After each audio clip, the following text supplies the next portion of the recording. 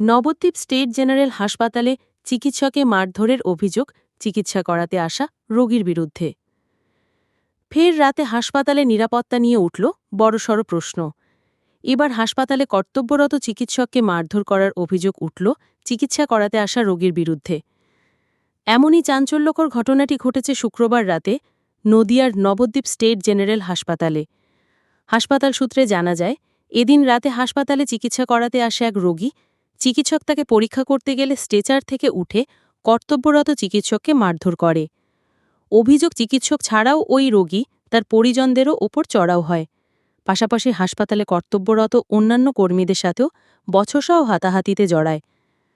প্রহিত তথা কর্তব্যরত চিকিৎসক রাকেশ মুখার্জি জানান, চিকিৎসা করাতে আসা রোগী মদ্যপ অবস্থায় ছিলেন।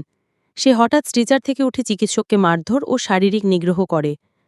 পরবর্তী সময় রোগীর পরিজনেরা রোগীকে হাসপাতাল থেকে নিয়ে যায়। খবর পেয়ে ঘটনাস্থলে যায় নবদ্বীপ থানার পুলিশ। প্রহিত চিকিৎসক জানায়, পুরো বিষয়টি নবদ্বীপ থানা ও হাসপাতালের সুপারকে জানিয়েছি। আর এদিনের এই ঘটনার পর আবার রাতে হাসপাতালে নিরাপত্তা নিয়ে উঠল বড়সড় প্রশ্ন।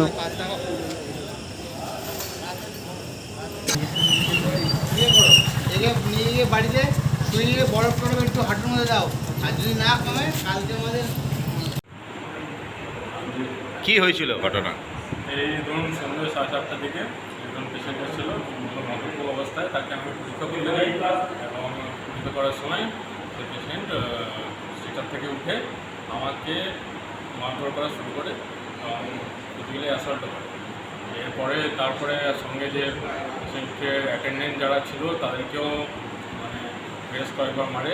তারপর আমাকে বুকে লাথি মারে, 5-6 বার মোটামুটি তো মারি।